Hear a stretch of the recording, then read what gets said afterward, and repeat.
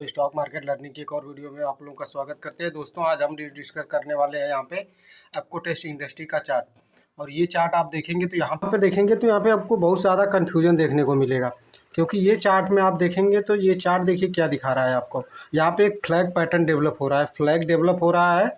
और ये फ्लैग यहाँ पे कन्फ्यूजन क्यों डेवलप हो रहा है, क्योंकि इसमें देखिए जब भी इस पैटर्न में यहाँ पे देखिए टाइम तो बिता रहा है, लेकिन जब भी ये ऊपर के लेवल के पास जाता है स्टॉक, तो यहाँ पे हर कैंडल में ऊपर की साइड में विग आती है, यानी कि ऊपर की तरफ प्रेशर दिखाता है, चाहे वो नीचे खुल के ऊपर जाए या ऊपर खुल के नीचे आए, लेकिन कहीं भी खुलता है ये ऊपर की तरफ एक बार जाता है। यानी कि बायर एक बार कोशिश करते हैं, यहाँ से बायर एक बार कोशिश तो कर रहे हैं, लेकिन यहाँ पे ऊपर की तरफ से प्रेशर देखने को मिलता है और यहाँ पे एक बिग बन जाती है।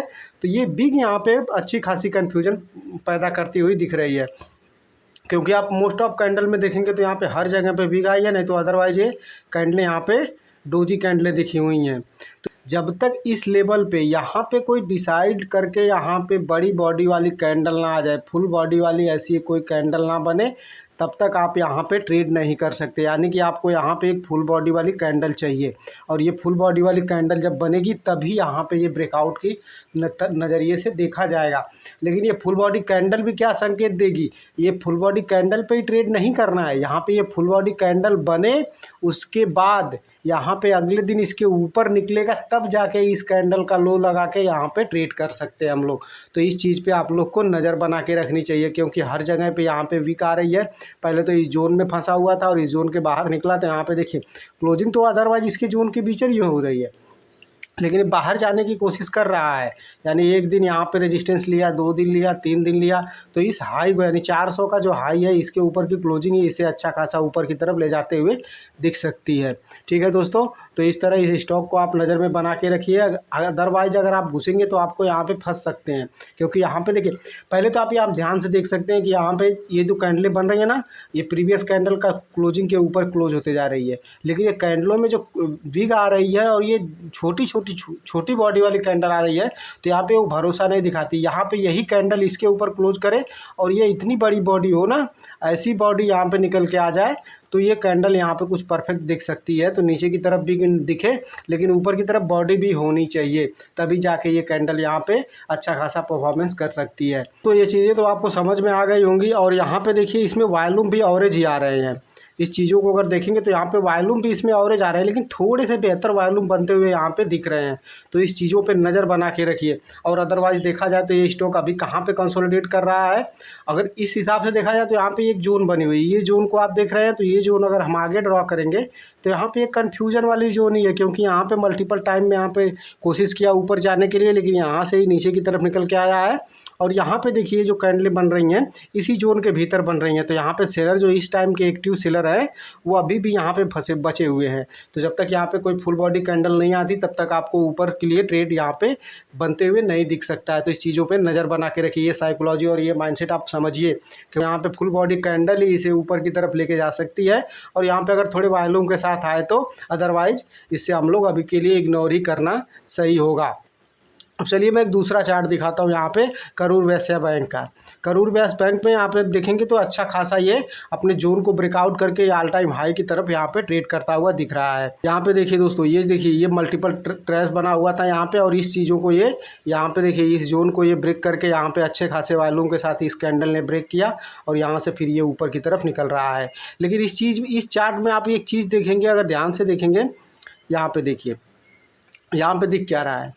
यहाँ पे देखिए बॉटम साइड से यहाँ से उठाई एक कैंडल बनी, फिर छोटी छोटी कैंडलों के धीरे धीरे ऊपर जा रहा है। यहाँ से देखिए चलते हुए गया, फिर यहाँ से नीचे की तरफ आया। ठीक है, अब ऐसे ही देखिए थोड़ा सा ऊपर एक मूवमेंट देता है और यहाँ पे बड़े वॉल्यूम के साथ मूवमेंट देता है। यहाँ पे भी देखिए ये वॉल्यूम बड़ा अच्छा खासा आया, यहाँ पे देखेंगे तो वॉल्यूम अच्छा खासा। ये कैंडलें सस्टेन नहीं कर पा रही हैं ऊपर की तरफ। अगले दिन कैंडल ये छोटी कैंडल बन जाती है, फिर गैप डाउन ओपन होकर फिर ऊपर चली जाती है। तो ये कन्फ्यूजन्स वाला चार्ट दिख रहा है यहाँ पे। और अब रिसेंट की चीज़ों में देखा जाए तो यहाँ पे क्या दिख रहा है आपको, अगर आप ध्यान से देखेंगे यहाँ से देखिए चलते हुए गया, फिर यहाँ पे देखिए 2 हैमर बनी और ये जो ट्रेंड लाइन का सपोर्ट लेके यहाँ पे ये ऊपर की तरफ यहाँ के फुल वॉल्यूम के साथ एक बड़ी कैंडल बनती हुई दिखी। ये कैंडल आप देख रहे हैं फुल वॉल्यूम के साथ ये कैंडल आपको देखने को मिली, और फिर यहाँ पे इसके ऊपर ना निकल के फिर यहीं से ये देखिए पुल बैक दे दिया और फिर धीरे धीरे ऊपर करके जाता है। फिर यहाँ पे एक वॉल्यूम के साथ कैंडल आई और यहाँ पे लगता है कि चलो ब्रेकआउट हो गया। ये हाई को ब्रेक तो कर दिया इसने, लेकिन ये ब्रेकआउट के बाद फिर यहाँ पे देखिए कंसोलिडेशन देखने को मिल रहा है। तो ये चार्ट हमेशा आपको कन्फ्यूज रखेगा। तो इस तरह जिस तरह दिख रहा है कि यहाँ पे देखिए ऐसे ही वॉल्यूम यहाँ पे दिख रहा है, वॉल्यूम आप देख रहे हैं जैसे यहाँ पे आया था, अब यहाँ पे इस कैंडल में भी वॉल्यूम देखने को मिला है। ठीक है, अब यहाँ पे इस अगर प्रीवियस के पैटर्न को हम लोग अगर एनालिसिस करें तो यहाँ पे ये भी इसमें दिख रहा है कि यहाँ पे अब धीरे धीरे हो सकता है नीचे की तरफ आ जाए।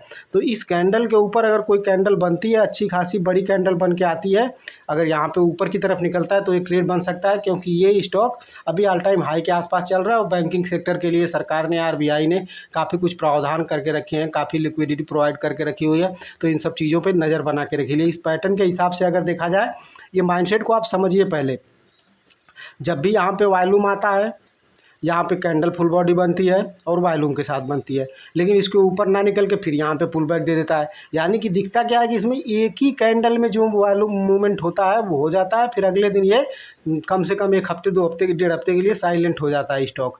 तो अभी यहाँ पे भी देखिए इस तरह आया हुआ है। लेकिन अब इसमें एक बेस्ट पार्ट यही है कि अपने ऑल टाइम हाई के आसपास चला गया, यहाँ पे इस जोन के भीतर फंसा हुआ था, ये इसके लिए एक रेजिस्टेंस था। और अगर देखा जाए तो ये चीज़ों को यहाँ पर रेजिस्टेंस, ये रेजिस्टेंस था, ये रेजिस्टेंस था, तो ये सब तो इन चीज़ों के बीच में पड़ रहा है। लेकिन अभी जो आया हुआ है ये अपने सारे रेजिस्टेंस को पार करके ऊपर की तरफ निकला हुआ है। तो हो सकता है यहाँ से अब अच्छी खासी रनअप ऊपर की तरफ देखने को मिल सकती है। तो इन सब चीज़ों पे नज़र बना के रखिए। माइंडसेट साइकोलॉजी को आप समझिए और सीखते रहिए। ये ज़्यादातर देखिए, जैसा मैंने आपको दिखाया ना कि ये चीज़ आपको कन्फर्मेशन कब तभी मिलेगी जब इसके ऊपर यहाँ पे कोई दूसरी कैंडल वॉल्यूम के साथ आए या बड़ी कैंडल बने। अदरवाइज़ यहाँ पे जब भी आप प्रीवियस में देखेंगे बड़ी कैंडल आती है, फिर उसके बाद ये साइडवेज होता है स्टॉक। तो इस चीज़ पे नज़र बना के रखिए। अभी के लिए इतना ही दोस्तों। वीडियो पसंद आई हो तो वीडियो को लाइक करिए, अपने दोस्तों के साथ शेयर करिए, अपने चैनल को सब्सक्राइब नहीं किया है तो चैनल को सब्सक्राइब करिए। मिलते हैं नेक्स्ट वीडियो में। जय हिंद दोस्तों।